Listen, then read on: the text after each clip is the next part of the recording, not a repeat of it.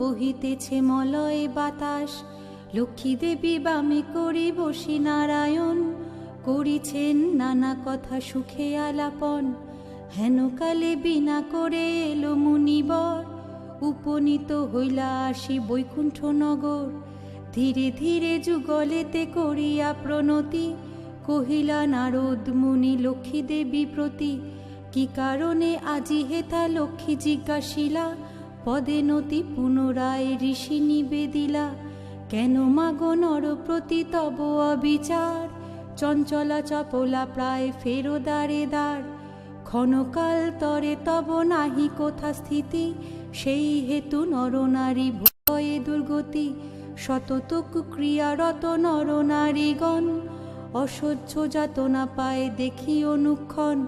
অন্নাভাবে শীর্ণকায় বলহীন দেহ, সেই কষ্টে আত্মহত্যা